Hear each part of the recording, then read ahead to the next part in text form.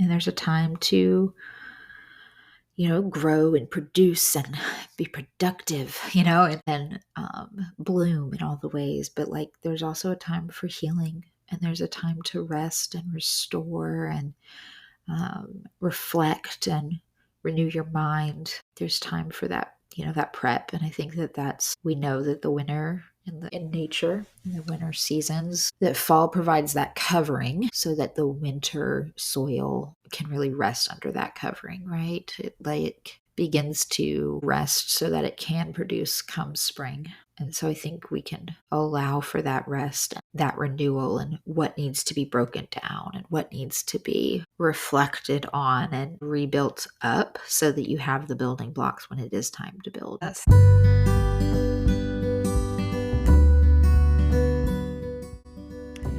Holy Wild Birth is a podcast embracing the reclamation of giving birth rooted in God's original design, undisturbed. Here, we share homebirth stories highlighting God's presence as the great midwife, as well as conversations about all aspects of a holistic, spirit-led childbearing year, from the perspectives of myself, traditional midwife Lauren Hall, of Rooted in Eden Private Membership Association, and me, holistic birth keeper and photographer Brooke Collier of Sister Birth. Together, we are co-founders and facilitators of Hearth Mother Journey, where we are raising up the next generation of holy wild birth keepers. To choose a holy wild birth journey is to consecrate all of your decisions unto the Lord and reclaim creation unadulterated by centuries of human attempts to control and improve upon what God has called good. Please remember that birth is not a medical event, but a natural process, and we are not your care providers, so this should not be taken as medical advice. How are you? Well, feeling wintry. Wintry? Lots of wintering over here, which I think is obviously appropriate. So we're fully in winter mode, ladies. I hope that you also are finding yourself in a resting winter. That you can find some warmth and a settledness. I think that's my prayer right now, is for a settled heart within myself and within my dearest friends. Because it's been a rough winter. It has so far for me as well. It's been a rough winter, but Yeah. I'm trying to embrace the beauty in the winter right now. So yeah. Yeah, and surrender to it and work with it instead of resisting it, I guess, is kind of Yes. the task at hand. And so even as we were getting ready to record, we had a long conversation just about stuff going on in our lives. And yeah, the tone of this podcast may be a little bit more slow and somber and quiet, and that's okay because it is winter, and winters are a part of the life cycle that are actually really important. Yes. Both metaphorically and literally. Right? I mean, I think biblically we know that there's a season for everything. And there's a time to grow and produce and be productive and bloom in all the ways. There's also a time for healing, and there's a time to rest and restore and reflect and renew your mind. There's time for that prep. And we know that the winter in nature, in the winter seasons, that fall provides that covering so that the winter soil can really rest under that covering, right? It like begins to rest so that it can produce come spring. And so I think we can allow for that rest and that renewal and what needs to be broken down and what needs to be reflected on and rebuilt up so that you have the building blocks when it is time to build, Yes. And that's how I try as the world and our culture is running around with New Year's resolutions and the new year, and I'm like, I don't subscribe to the Gregorian calendar New Year. Thank New you. you. Yeah. New year, new you. I'm like, I'm still in the old year right now, actually. For those of you who may not be aware, Exodus 12 tells us that the new year is actually in springtime. And that, I think, falls on roughly, I looked it up a couple weeks ago, I think it's March 18th or something this coming year, because it shifts with the moon. But it's the first of Nisan every year. It's always very close to winter solstice, I believe. Or not winter solstice, Spring. sorry, spring equinox. Yeah.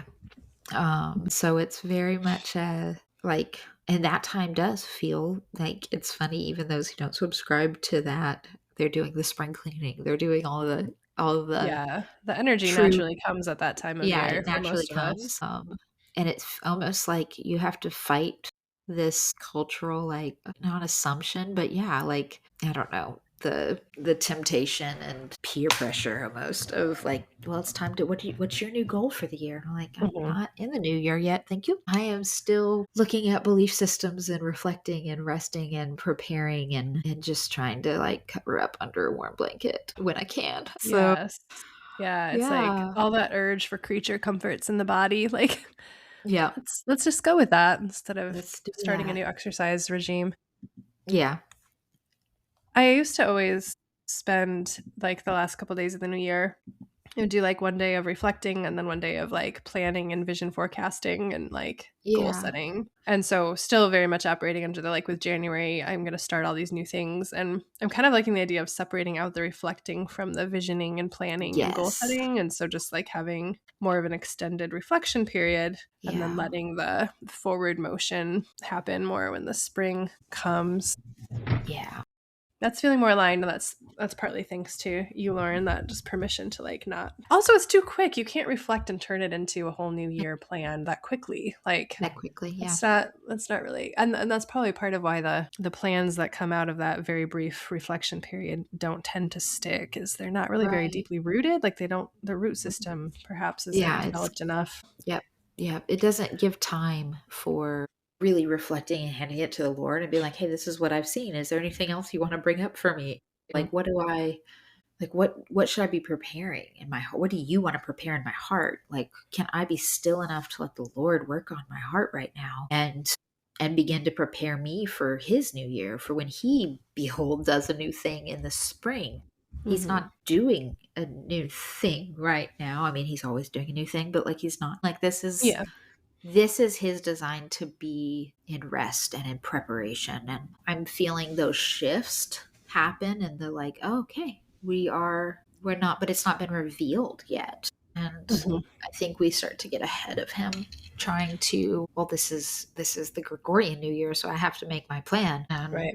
Um and he's like, well, I'm not giving it to you yet. I think it's been very life-giving switching over in recent years to more of a slow model and in the winter, and then when spring comes it's like, oh yes, I am ready to unfold, I am ready to, and it's just in alignment. So right Mhm. now we are wintering along and being okay with that. It's almost funny even saying that like we have to like announce that we're okay with being slow. Like, That's how true. much does that say about our culture that is like, that like we there's such a dishonor for being slow and not productive, and like Mm. when not productive is like somehow synonymous with lazy instead of the, it's work to rest and to like prepare Yeah. and to reflect and to renew your mind and address your belief systems, and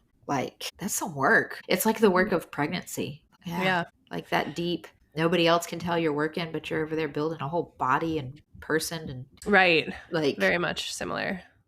it's Yeah. like, well, I built a brain today while just consuming food and feeling exhausted. There's a whole, like, not even just building of a body, but you're building like a whole, like, soul and spirit. Like, what's it mean to build another human's, like, infrastructure for joy and purpose of good works? And pregnancy is wild, actually. So when you start thinking about the whole person that gets built inside of your body. Mhm. So, Yeah. It's been interesting, as you know, I've been really leaning harder into, like, the historical church calendar, the yeah, liturgical year, and it's been really fun and just interesting to see where it layers on top of what I learned from you about the Hebrew calendar because right. because you have more of, like, that bent and practice, and I have more of the, like, liturgical church calendar, Yeah. and I love our conversations about this because I feel like it's always like, oh, all these little aha moments of Yeah, it's how beautiful. the things overlap in really beautiful ways sometimes with slightly but also different. Anyway, so New Year in the church calendar comes during Christmas tide. which is the Christmas Day through January 5th. So Christmastide goes just right across that boundary, and there's no New Year on the church. There's no, January 1st as a New Year is not part of the church calendar, just Right. as it's not part of um, the Hebrew one. Is there So a like does it recognize the Exodus 12, this should be the first of your months verse in the liturgical the calendar, or New do you Year know? on the church calendar is the first of Advent. The So first of Advent. Okay. so it would be like the end of November. So that doesn't Okay. really like resonate with me in a seasonal way either. Sure. It kind But of goes more into the Rosh Hashanah then mm, of hmm the Hebrew. They have multiple New Years actually. oh, okay. And so that would line up with that, interestingly. Interesting. Yeah, that is interesting. So I was going to reflect though on like in Christmastide, like it's a season of feasting. It's a in Sure. the church calendar, it's feasting. So you're like the expectation is 12 days of feasting, which is also pretty restful. There's not Yeah. That's not meant to be like an effortful thing. It's sort of like Jesus has come and now we get to rest and he's here with us. Yeah, Like right. Like that let's sit in celebratory, like that. let's Like let's just sit be. in that Yeah. and just be with that for a while. Even though I recently learned that the 12 days originally became the 12 days because there were so many calendars going on and they each put Christmas on a different day. And so somebody somewhere along the line was like, let's just take that whole 12-day span with the 4 different Christmases and just make it 12 days of Christmas. Oh, that's Okay, let's do that. hilarious. So it's sort of a silly origin Yeah. story, but all the same, I kind of see the value in it and kind of tried to lean into that this year. And Yeah. honestly, it starts to feel really uncomfortable. Like I feel like there's like this no man's land of like, I'm still not doing anything. We're still not back to life as normal. The main event has kind of ended, but also just started. And what's next? And there's just kind of this time warp Yeah. 12 days. And it felt frustrating at points. I would notice in myself, like, I'm really having trouble surrendering to this. Like, part of me feels like I just need to get up and do stuff and like make things happen. And the other Sure. part of me was like, no, what if I just sit with this longer? What if I just sit with Christ with us? And I was going through a book of poems designed to take you through each day of Advent and each day of Christmastide, right up through Epiphany, which is tomorrow, or is Tuesday the 6th. That's today, actually, Today. that we're recording. And so, like, just sitting with these meditations on Christ's birth in poetry form every day through Christmastide as well. And I like that's nicer than what I used to do, which was time to reflect and get my button gear. And You're right. so it helped me surrender to not trying to have New Year pressure on this time It's good. by It's kind of good. changing my focus a little bit. Yeah. So it's been fun. Yeah, that's Uh, good. yeah. And it helps that we now, the last several years, we've celebrated Christmas on January 1st with my husband's side of the family in Wisconsin. So it's actually, we're celebrating Christmas on what everyone else is yelling New Year's about. So, Right. mhm. That's cool. I love Yeah. that.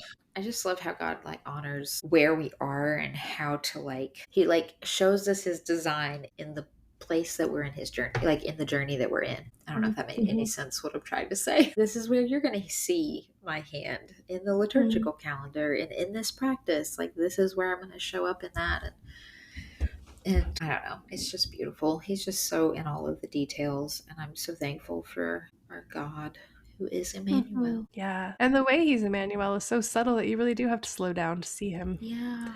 Like, it's not like some spectacular, glitzy Right. event in history or on the television. So the Right. stillness of the 12 days to sit and be like, oh, you are not quite who I thought you were going to be. You're not quite coming in the way that I thought you were going to come, but here you are, and I believe you and I receive you.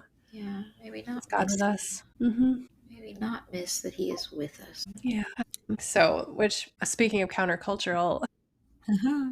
like we were just talking about not doing New Year's Eve in the way that the cultural mainstream expectation is to do New Year's and New Year's Eve, but Yeah. also the whole Christmas season, I'm now like super annoyed about people trying to start Christmas in November. I'm like, no, you're skipping. You are skipping. Things.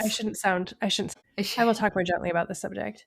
But like, there's Advent for a reason. Advent is essentially the pregnancy. Yeah. And like, just like we would encourage a woman who's expecting a baby to let her pregnancy ride itself out and be in the mystery of that and trust that process and not rush to induce it before it's time. Like, that's what Advent is. It's like it's this conscious sitting with the fact that something miraculous is unfolding, but right now I'm sitting in the stillness and the unknowing and the silence of God, Yeah. like waiting and wondering when or if he will come, just like a pregnant woman does. I love that the church builds that in, and it's long. I mean, Yeah. it's not as long as a pregnancy, but it's 4 to 5 weeks, depending on how dates line up. So I've come to really love the gifts of Advent. Mhm. And simultaneously, I find it really challenging to observe it the way that I want to, because our culture and extended family even Yeah. still continue to put expectations on it that are very different than like what I think Advent is inviting me into, Right. Yeah, I like feel Christmas that. parties and well, so many Christmas parties, and go downtown to see the lights and like make all the Christmas cookies and deliver them to your neighbors. And I don't know. It's just I'm like, no, I'm not, we're not there yet. The baby's not due. So Right. Yeah. It's like, that how felt do like a we tension for me this as you say that, December. 'cause I so feel that. I so feel that too. And then as you said that, I had this picture of like, okay, how do we sit in that tension and honor, and also like I feel like sometimes the people around you are like, you're not celebrating this thing with us and Right. like showing up for them and where they're at. And it reminded me of this picture of the mother's blessing and the baby shower Mm. and the meal prep and the like, all the things that come before the baby that is celebratory of that coming birth but is Yeah. not the birth. Like, maybe this coming year I can embrace that in a more, and I Mm. think that's really in light of the Advent viewpoint, like of the Yeah. the preparation. What would it look like to honor the pregnancy of the coming Christmas, right? Yeah, I love In that that. way. I don't know. And that's in the Advent calendar, the third candle, which is Right. the pink one, which is for the third week in Advent, is Gaudete Sunday. I think I'm Uh-huh. pronouncing that correctly. Which is so it's the joy candle, and Right. it's like it's the week in Advent when even though you're still in a waiting, expectant, kind of dark, quiet, you're also commanded to like rejoice because your time will come, like he Yeah. will come. And Yeah. so um that's even built in there. Exactly. It's like So it's I very love much reframing your family's holiday parties, for instance, as like, okay, they're just throwing a baby shower for baby Jesus before he's born. right. Like, this is just the prep for them. Like, they're excited about the pre-joy. They're still gonna be Yeah. like, "Have you had the baby yet?" "No, I have not. It's not time yet." I'm not inducing. But I don't know. We celebrate slightly differently in that, are more of the Jewish side, and there's not. Anyways, we have been trying to find our way of like, how do we want to really celebrate and enjoy this season and reflect on Emmanuel. And there has been such a path that we've been on where for a while we were part of a church that I don't agree with this, but it was like, Christmas trees are bad. And there Mhm. was just this whole like thing we got swept up in, and we just weren't sure what we wanted to do and how we wanted to honor God and what was actually honoring, what is honoring. And so we had kind of gotten out of the habit of the Christmas tree, even though I never actually felt convicted against it. And I always loved decorating the tree. But the habit led to like, we lost the habit and so I've been trying to find our way around that. And then like, what traditions do we want in our family? Like, what do we want them to look back on and really Yeah. remember? And had a brief conversation with my friend Michaela here, and she was talking about the like weird fads of like keeping up with the current tradition of like, even like, what's the newest thing that we can do to celebrate this year. Like, there was this fad of like the type of tree you had, and like people were throwing out the decorations they'd always use to have like the decor of the year that is like the right colors for Oh, the year. And just she just was like noticing that pattern that she was seeing on social media, and she was just somewhere along the way she found an article that was talking about that the thing that makes tradition, like the things that actually brings joy and light to your children's eyes, and the thing they reminisce about is the thing that was the same every year. Like, mhm. what was the same every year, that's what they're going to remember. And even if it's something silly, I remember these little German carousel Christmas decoration that my mom had, because we have a lot of German roots. She's very connected to her German, like, This was just, it was something that was always out on Christmas, no matter what was happening that year. Like that was always out, and it has a special. Oh yeah, that's what Christmas feels like to me. I was trying to figure out like what do I want to be the same every year? What do I actually want to cultivate to be tradition that feels honoring to the season and honoring to Advent and honoring to the coming Christ with us. And just what did I want my house to feel like? In the midst of that, I feel like I found something that I'm going to keep doing. So essentially, as Christmas was coming around, it was like I stumbled into this really accidentally and really by the providence of the Lord in such a sweet way. So we hadn't had a tree yet. We didn't have a tree because we had kind of, we've only been doing trees again for the last like 3 or 4 years. And we always have done real trees every year. But this year kind of got crazy with births and different things. And people were sick and all the stuff. And so we hadn't gone tree shopping to get a tree. And then we were like, well, we'll just cut one down off the property. And then they were like all sorts of like really bad Charlie Brown trees to the max. It was like, I don't want to cut down this tree to bring it into the house when it's not even going to feel like a Christmas tree. And then I've killed a tree for no reason. Like, I just can't do that. And so I kept going, I'm just gonna, I don't know, we'll find something. We'll find something. And I wasn't decorating. And then I felt bad that I wasn't decorating. And like I was stealing the light of my children's eyes because I didn't decorate for Christmas. And, just all of the weird mom guilts. And I kept going to one of my clients' houses. We were doing a home visit in the home stretch of waiting for her baby. She had this precious pencil tree that was just, I mean, it was just perfect. She had a garland up against one area of like a cabinet in our kitchen, and then this beautiful little simplistic pencil tree. And it was like, that is just so perfect. And it just felt so festive and yet not overdone and simplistic and all the things. And I was like, that would have been one of the things I didn't want to buy a tree or find a tree because we have this new dog and there wasn't space in the living room. And I was like, I'm going to have to move the furniture and we're going to have to like rehome the dog somewhere else in the house to have a tree, which feels silly. And it's like, where is the tree going to go? And then I saw this pencil tree and I was like, that's perfect. That'll fit right in this one spot in the living room. And then we wouldn't have to move anything and it won't be a tripping hazard, and it'll light up the living room and it'll just feel like that. I want to do a little pencil tree. Great. So I made this decision. Mhm. And then I go to the store and they were stupid expensive. And I was like, I am not Oh. spending that much money on a fake pencil tree because I saw it at someone's house and it's pretty. Whatever. We're not doing that. Okay. So I move on. But then I keep going to her house. We're in weekly visits. And I'm like, it's so pretty. I really want that. That's what I, and then I couldn't bring myself to spend the money on a fake tree. It just felt silly. And so I was like, and I don't know, I don't really even want to decorate right now. It doesn't feel like it's time, but like Christmas is coming and I'm not ready. And Christmas is at our house, like everybody comes over and then there's no decoration.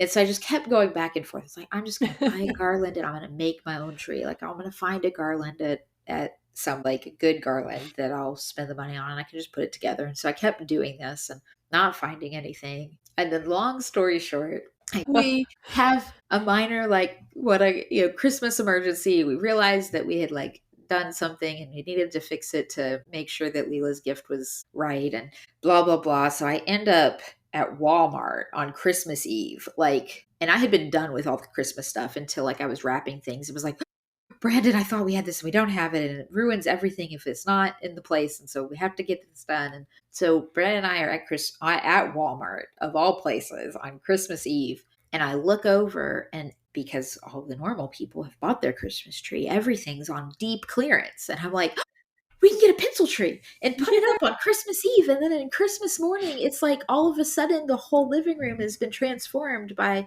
the garland Yes. and the tree. And it's like the birth happened. Like it's gonna be beautiful. And so I'm going over here and I have this whole like vision in my head of like the kids are gonna wake up and there's gonna be a tree because they're asleep and like we're gonna like, but when I put it up and they'll just wake up to a tree and that just feels so magical. It's not the only, we have lots of other like shepherds Yeah. dinners and all the things. We do a lot of other traditions every year, but this was just the decoration specific stuff. And so I'm like, okay, let's go get a tree. And so we're looking over there and they have one massive tree and all of these lime green Grinch trees. Like they're this pencil Oh. tree, but it like bends over to the top like it's hit like it does in Uh-huh. the Grinch. And I was like, ew, I don't want that.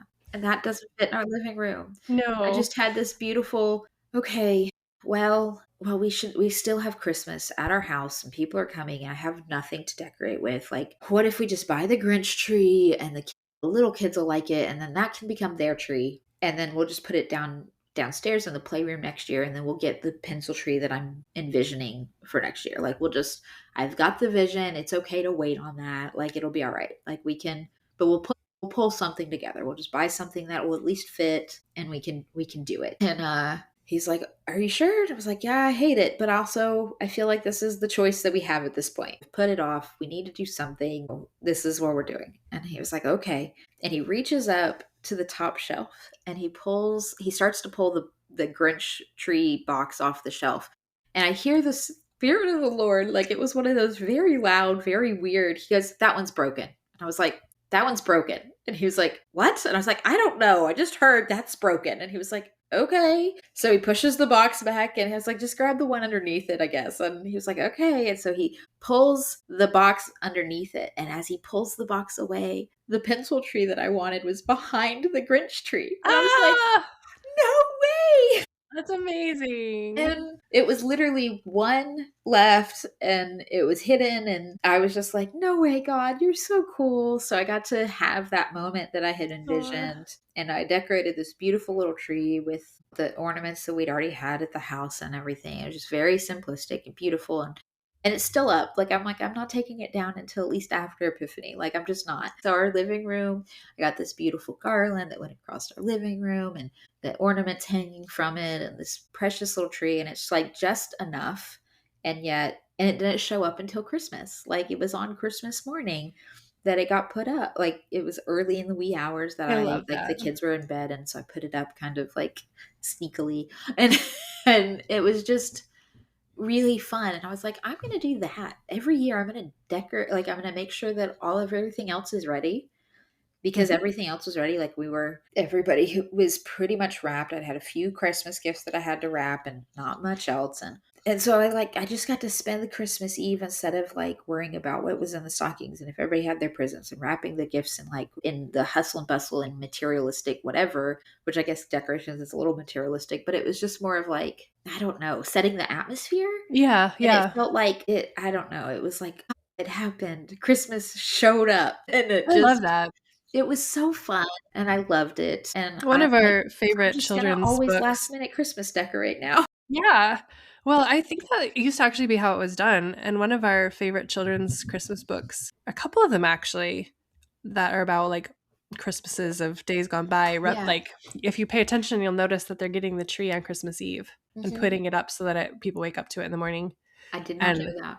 yeah, so we always wait until after the 16th at least to get our tree because I have a daughter with a birthday that day and we try not to like make the tree and the birthday like Yeah. she prefers it and I do too. Yeah, I have a December 14th birthday too. Yeah, so we usually try to wait anyway and then but we usually get real trees and the tree farms close several days before Right. Christmas. So we end up getting it, like the 21st or somewhere around Sure. there. This year was actually the first year we pulled a pre-lit artificial one out of the rafters of the garage that was left behind by a previous owner of our house Yeah. because I was kind of stressed out and the tree farm trip wasn't aligning with our Yeah. schedules. But anyway, I like the belatedness because yeah, it does have that kind of like ushering in Christmas with this really like noticeable magical kind of Noticeable magical birth feature. feel. Yeah. Yeah. Yeah, I was like, it happened. Yeah, but it also do you know the comedian Nate Bargatze? No. Okay, I just love him so much. But he did this Christmas special this year. I'll have to put the link in the show notes because it cracked me up. I shared it in the Believing Birthkeeper circle. He did this nativity scene comedically in which he was the guardian angel or the angel who comes to declare like the Yeah. baby's been born and stuff. And then he's telling Mary and Joseph all the ways that their son's birth is going to be remembered throughout all of time. And he's like, and God decrees that all people throughout time should remember this birth by doing good deeds and by all these nice, true-ish things. And Yeah. then, and by pulling a giant pine tree into the house. And Mary and Joseph are like, but we're confused, Angel. What does that have to do with the birth of our son? He's like, nobody knows. Nobody knows. The whole sketch is basically like kind of pointing out how so much of what we call Christmas is like nothing to do with Jesus. He's Nothing at like, all. there will be many songs written about this. Most of them will have nothing to do with what's happening right here, right now. They will focus on wintry weather and winter activities. Okay. She's like, songs about Jesus? A few boring ones. A few boring ones. And Joseph goes, and will there be songs about me, Joseph? And he's like, there Yeah. will be many songs. There will be many songs. After he's told Mary and the wise men there will be songs about them, and there'll be Right. one about Jesus, but there's none about Joseph. Poor There's none about Joseph. Joseph. No, Anyway. sorry. There will So be a the pine song tree, about Mary. Did you know everything that I just said right now to you? yeah. They will wonder if you heard me. Maybe they think you're deaf. I don't know. Anyway, so yeah, Christmas trees. I don't know the origin of why we do that really, It but actually has it's something to do with like a missionary focus. Like I don't remember. I read it a long time ago, and it was like, okay, that makes sense. That it had something to do with like reaching the culture in which these missionaries were there, and they were trying to teach about like it was like people that worshipped the tree, mm, and he was like, but our savior actually died on one of these, and mm. like and so he used the culture around that where he was trying to like bring awareness of Jesus, and it just kind of like stuck Oh, somehow. okay, interesting. So it's just this weird, and I may have butchered a little bit of that, but there's some of I don't remember it very clearly, but that was it has something to do with a missionary and trying to reach the culture he was evangelizing. Oh, okay, okay. So Well, that's nice kind of one of those because all yeah. things to all men kind of situations, and it stuck with us. Well, it's delightful even if it doesn't Yeah. make a lot of sense. Yeah. So that's why I love our shepherd's dinner. We go out and which we being here in the South, we can do this. So we go out and sit out in our outside somewhere and make like a big picnic in the field and have a shepherd's dinner under the stars and tell the Christmas story and the angel and then like reminisce of not reminisce, what's the word? Like reflect on what it would have been like to be the shepherds, like being the ones that were being told that this was happening and going to seek him and just I don't know, reflecting on the Mhm. story from that vantage point. And so we just eat a bunch of like Mediterranean food outside under the stars, and it's been a fun We love tradition. that. Well, this is our second year doing, I was calling it a Bethlehem dinner. Bethlehem I dinner. love the Yeah. food so much, but I was telling you, and I was like, yeah, and I laid it all on the table. Like, you would do it inside? And I was like, Lauren, you live in Michigan. Michigan. All right. I'm Yeah. not having a picnic right now. You're not having a picnic? Come on. It's not really an Ha. option. I was like, oh yeah, I guess that makes sense. We Yeah. always do it outside. I just spread it down the middle of my table and we eat by candlelight. And this year I played like instead of playing Western or American English kind of like Advent or Christmas songs, I found a playlist on Spotify called Bethlehem Dinner playlist, but it was all like Israeli like music Yeah. from Yeah. Like that region. And we played that during it. And that that's was a really nice touch. It yeah. kind of like anchored it a little bit That's even more cool. culturally. And I frankly find that spread of food So such a good. welcome contrast to all the like heavy European American Yep. dishes around that time. Yep. Like I love it. Yeah. And so Goat easy cheese to and olives and dates and so easy. Such an easy way to do Christmas Eve just dinner. we actually took it over. So we did that on Christmas Eve, and then we made sure that we had enough that we would provide. Like that was what was set out for the whole next day. So like Hmm. my parents and my brother and sister came over, and we just kind of like we do presents and gifts, or the presents and games is what I was trying to say there.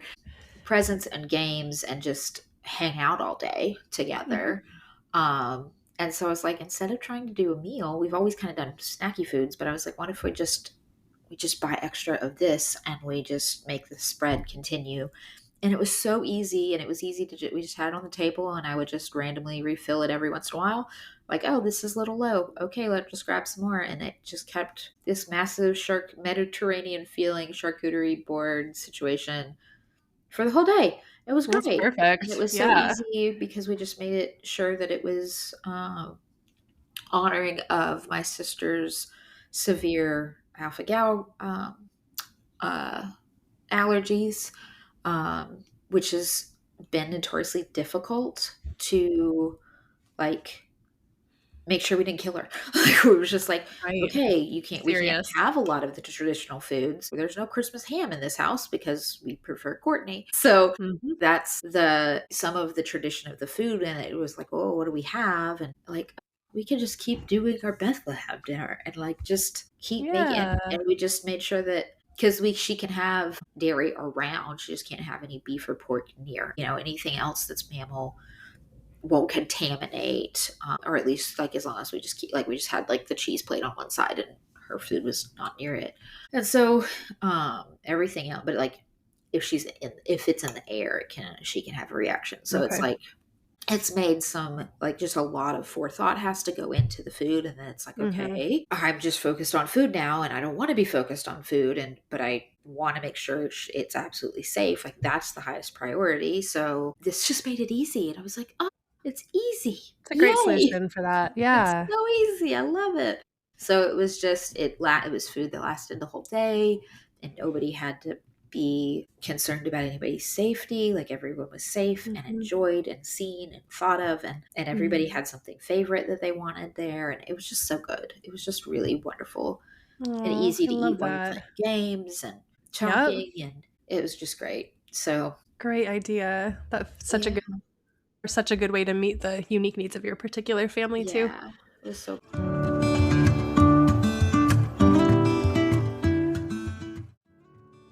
Are you a Jesus loving woman who feels called to serve birthing mothers, but feels overwhelmed by the secular New Age ideologies in the birth world? You sense the holy tug to be a birth keeper, doula, or traditional midwife, but it feels impossible to find training that honors both your faith and autonomous birth. Allow us to introduce you to Hearth Mother Journey. This isn't just another birth worker training. It's a transformative journey that will ground your birth ministry in biblical wisdom, equip you with a Christ-centered methodology of traditional, undisturbed birth practices, transform you into the wise guide God is calling you to be, expand the depth and breadth of your understanding of physiological pregnancy, birth, and postpartum. Join the rising of the modern hearth mother, centered on God's holy hearth, serving as his handmaiden, carrying the sacred fire of wisdom and truth. We're on a mission to raise up the next generation of holy wild birth keepers. Will you be one of them? Click the link in the show notes to take the next step into your calling.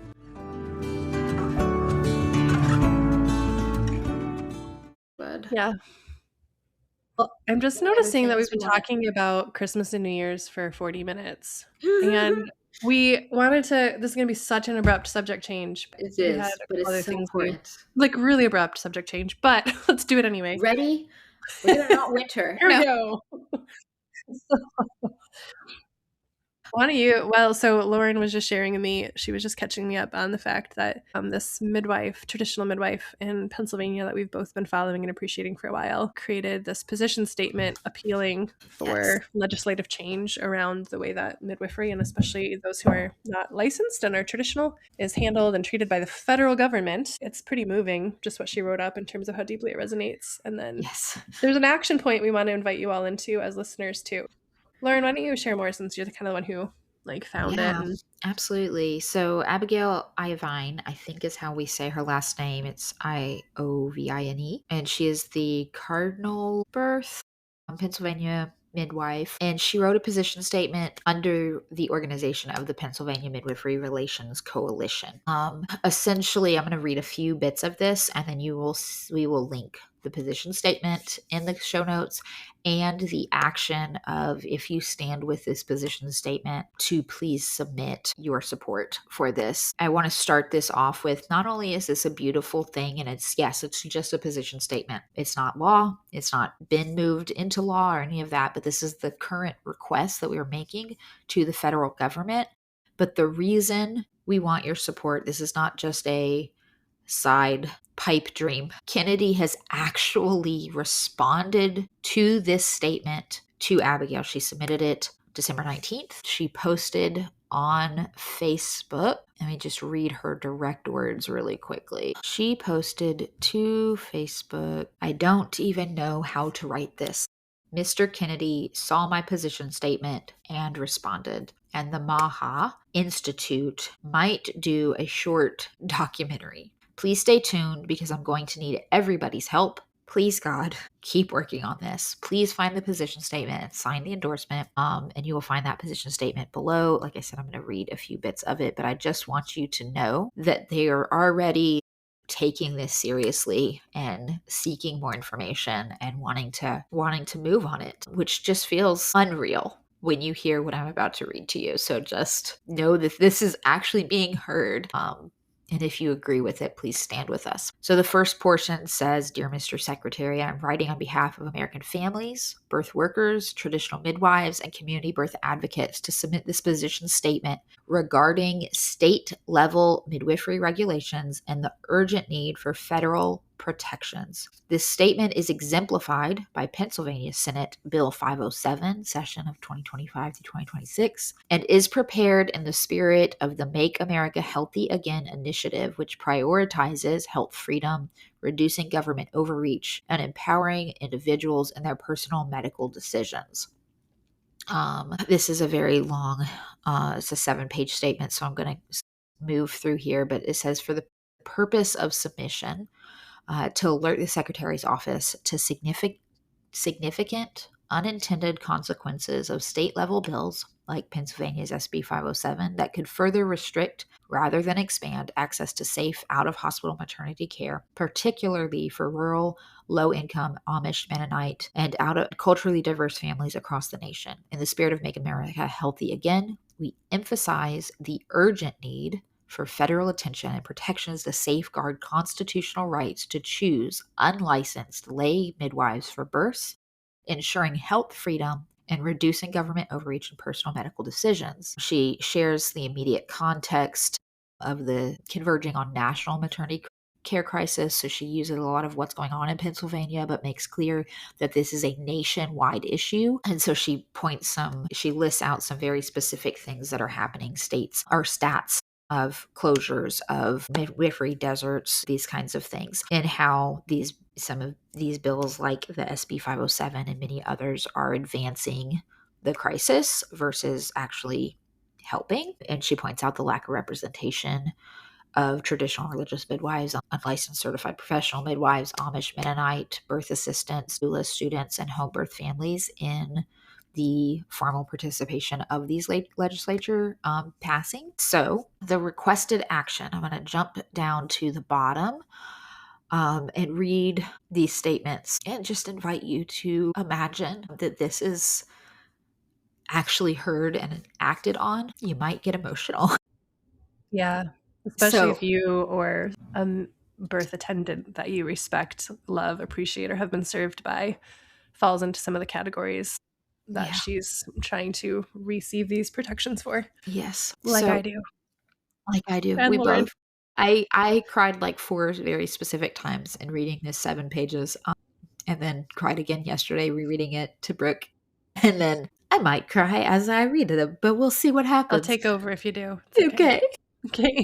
So on page 5, it says requested federal amendment or guidance language. We respectfully propose the following federal level language modeled on proven state language and constitutional principles. Earlier, she mentions Utah, Idaho, and Montana as having successfully enacting statutory protections. So she's referencing back to them for inclusion in health freedom legislation or guidelines under Make America Healthy Again. 1. Traditional and religious midwifery protection. Quote, nothing in federal or state health regulations shall be construed to prohibit or regulate traditional, religious, cultural, or community-based midwifery that does not involve diagnosis, prescription, or invasive medical treatment, end quote. 2. Non-medical support exemption. Quote, provision of non-medical labor support, emotional encouragement, physical comfort measures, or informational guidance by doulas, birth assistants, or cultural attendants shall not constitute the practice of medicine or midwifery. Emergency safe harbor. Quote, no individual shall be prosecuted for rendering reasonable aid during a precipitous birth or medical emergency while emergency medical services are being summoned. Parental autonomy. Quote, nothing in federal or state regulations shall infringe upon the right of parents to select the birth setting and attendance of their choice for non-medical support as protected by constitutional, parental, and religious freedoms. End quote. And 5, stakeholder inclusion mandate. Any federal or state board regulating midwifery or maternity care shall include representatives of traditional, religious, and community-based birth workers, as well as Amish, Mennonite, and consumer representatives in all regulatory proceedings. Can you Yes, imagine? please.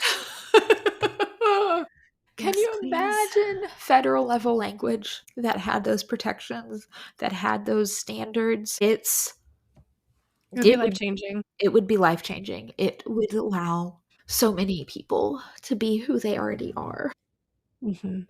to be able to boldly do the work that God's called them to do Yep. in a country that has been told we had freedoms.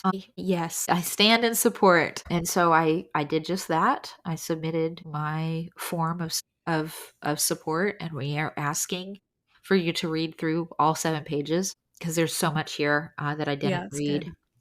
It's so good, and it's really well put together. And yeah, if you're in support, which I think just about every single one of our listeners is, Yeah. then please back her and the Pennsylvania Midwifery Relations Coalition. This is federal, state, or not state Pennsylvania. It is all states, national level. She is just using Pennsylvania as a case study snapshot, but mentioned several times that's a national crisis and looking for federal protection. So Mhm. this would be absolutely life changing. Yep. Yeah, absolutely. It would change a lot for me Yeah, personally. Yep. yeah, yeah, Like, even I think that emergency safe harbor things, like, yeah, that fine line I walk in as a birth keeper, right? Of like, you're responsible for your own birth. You're going to be the first responder if something comes up. But like, who in good conscience is actually going to sit there when they could help make a right. difference in saving a life You're and like, not raise their hands to do it? right. And but like, there's also that fear of like, if the parents freeze and they can't or not able to do what needs doing, and I know that I probably could, or Yeah. that I can make a difference here, but It's like, I'm terrified that I'll go to jail if I do yeah, for it's saving a life for because I saving was life. present. Like, It's, yeah, it's absolutely a common fear across the board of traditional birth attendants, especially depending on their state and where they're at and how they've set up, and where it's bonkers to believe, to recognize that it really happens, that there mhm, are midwives. Like, I have multiple friends that have sat behind bars for doing this work. This is not just some sidebar thing that happens. It is happening. There's currently a midwife going to jail for 6 months right now. I think she goes in a couple days, and leaving mm, her husband and 3 children because of ridiculousness that makes no sense, that is just, it's absolute witch hunts. It's absolutely the work of the enemy. And this kind of thing, if there is real life on this that gets breathed into law, mm, it would be such a game changer for midwifery and for birth keeping and for doulas and unassisted mhm, birthers and all birthing families. Honestly, you have the right to have a birth wherever you want to have your birth at. It would be, I can think of so many stories and so many illustrations, and yet um I feel like you probably all are holding your own stories in recognition of this. mm, And so I just want to leave it there of, mhm, imagine a world where this is the language of our land. mhm. Another thing I love about it is, like, I think because licensure is a thing, people use it as a shortcut to trust. Yeah. Like, if you have a license, that means I can trust you. I don't need to dig deeper. I don't need to know more. And it's just not even really true. Like, you No. can be licensed and still be a not great midwife and make bad choices and bad calls. And so, like, having this essentially decriminalizes Yeah. the ancient art of traditional midwifery Yeah. that isn't necessarily licensed. Yeah. So then it puts the conversation back on us. It actually puts more responsibility back on birthing families and on the women who seek to serve them Yeah. to have the conversations, to be transparent, to have integrity. to get into the weeds about what exactly they are and are not doing and what training and experience they do or don't have, instead of like, well, you need to know is I have these letters after my name. Right. I hope that it would serve to have like a deepening of relationship and a deepening of community midwife. Yeah. Yeah. And I think We'll what's see. beautiful, like for those of you who don't maybe know the Utah model, for instance, or Idaho or Montana, I don't know too much about Idaho's and Montana's specifically. I do know Utah's is absolutely amazing and incredibly ideal. And you have the choice to be licensed, and you Hmm. have the choice to be unlicensed, and you have absolute, like, mandated collaborative care in transfer situations, Whether you're licensed or whether not. you're licensed or not. Like, if you are an unlicensed midwife and you transfer to the hospital, there is a specific paper that you get to fill out that has your name on it and all of that, and you are not criminalized for it. Like, it's like I get to tell you all the things that you need to know, and it's like they respect it and they understand what the midwife is bringing into them, and then they have their own forms that they have to fill out, and then the midwife can be like, we weren't actually respected. Like, they have recourse. Hmm.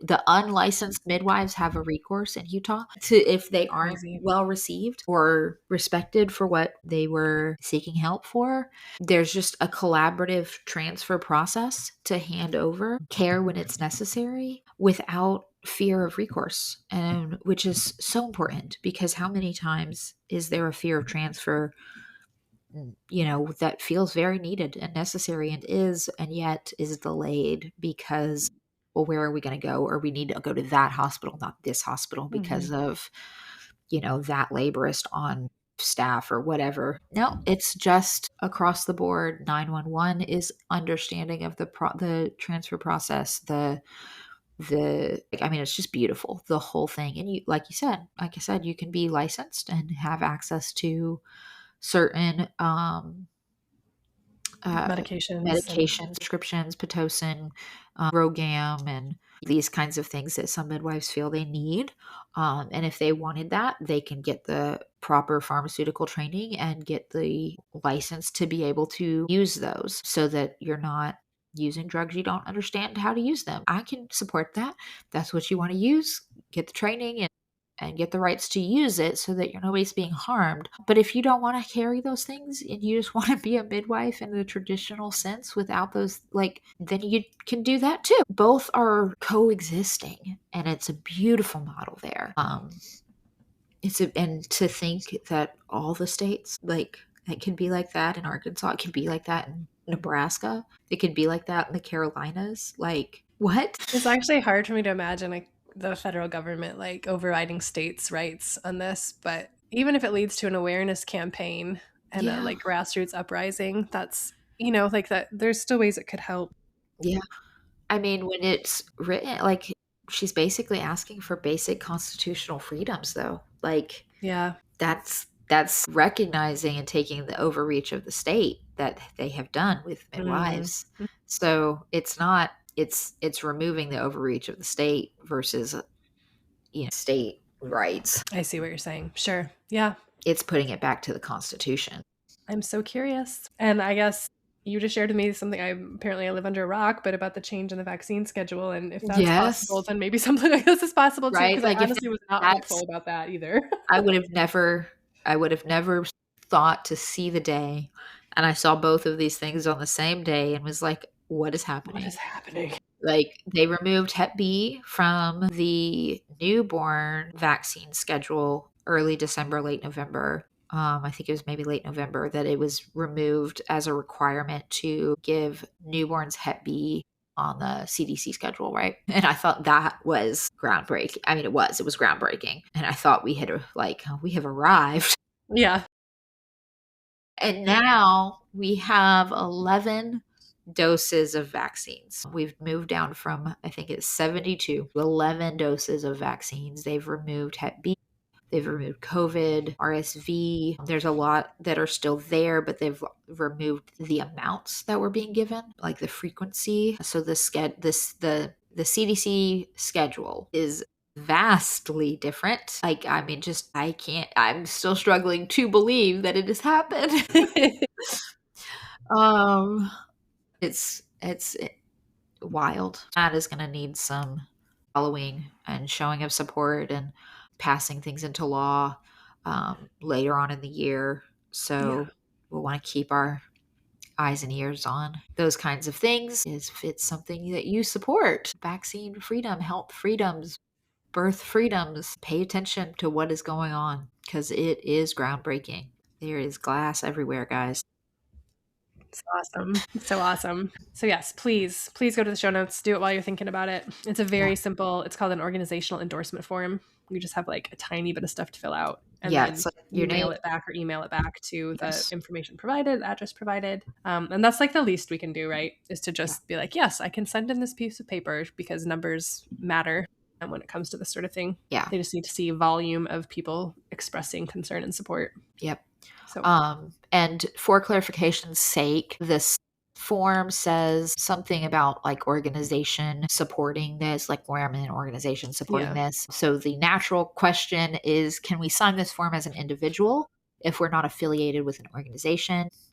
And then, like you send that form with the email. So yes, you can. Families and individuals can sign that. You do not have to be a part of an organization or have a website or any of those things to sign this form. So so you you just just put put your in name the down. organization name, just put your name. Yeah, Yeah. you just put your name. Yeah. So that's that, guys. Yeah. And then because we're already going long, but we just wanted to give a little like behind the scenes update on some changes with just the things we do together. We didn't really have a name for it before. It's like the stuff Brooke and Lauren do together, which Right. was Hearth Mother Journey and Holy Wild Birth. So we recently made a kind of like a new umbrella over ourselves Yeah. called Hearth Mother Ministries, which I think fits so perfectly. And so all the stuff we do together is now nestled under that umbrella and feeling happy there. So we are in the final stages of building out a whole new website for that. That's going to launch. Soon. We're recording this on a Tuesday, and possibly when we drop it tomorrow, it'll be there. But like, we're not going to make a promise because we have some hiccups we've been running into. But very soon, it is like we're on the brink of Yes. having that out there. I'm Um, like not even sure if I should say the new web address for it or not right now. it'll be in the show notes when it's there. There, okay, there you go. That sounds non-committal. But this is coming, so we're doing the website will come up soon, and then this is partly because we're also already, which feels so fast to me, but we're like on the precipice of beginning another like open enrollment period for the next cohort of Hearth Mother Journey. So for those of you who have been following and have interest in that, your next opportunity to get in there is coming up pretty soon. February 16 is when we're going to be opening up enrollment again for the spring cohort that will start at the very tail end of March. And so we're getting all the things in place because we're moving all the courses over to a new platform. We're moving our community over to a new platform. We're moving all the things to this new All of it. platform. So we've been very, very busy behind the scenes on all of Yes. that, which doesn't match my wintering goals really Right. to be that busy with that, but it's Yeah. okay. Well, it's been in spurts. We took the podcast break and did replays Totally. instead so that we didn't have to be overextending ourselves. Yeah, that's true. So, but has been a lot of little things here and also with great help from Lindsay, Yes. Oh my gosh, yes. who's our lovely behind the scenes assistant, largely helping with our marketing on Hearth Mother Journey and the podcast. So shout out to Lindsay. She's the one that edits these and puts them out there for your listening pleasures. And so we're deeply thankful for Lindsay, and Yes. she's helped us move this needle forward and Oh yeah, getting she's a lot of rebuilt that like our done whole too. info page on Hearth Mother Journey on the new Yes. site and like all sorts of stuff that she's our unsung hero behind the scenes. Yeah. She does our affiliate stuff too because some of our students are able to be affiliates for HJ and she helps them get set up. So Yeah. thank you, Lindsay. Thank you, Lindsay. Round of applause for Lindsay. We should actually do an episode with her sometime Oh, that would be fun. about her We own should. birth stories and stuff. That Oh would be yeah. fun. Yeah. We could invite her in for a cup of tea too. That'd be Yeah. cool. Oh yeah, yeah. That would be great. She's Team fun. She's a good tea. time. All right. Well, that feels lovely and a good conversation. I hope that you guys got something out of that and would love to hear what your Christmas traditions and how you feel about this new year and if that gave you any permissions to set down some big goal changes and and fall into season. Or if you're like, no, this is really what I want to do. I love setting goals and I always achieve them. Like, cool, share that too. We're all welcome. Everybody's Totally. viewpoints are welcome here. We want it to be a safe place to share ideas and yeah. So anyhow, we thank you for being here and I hope you enjoyed this cup of tea. See you later.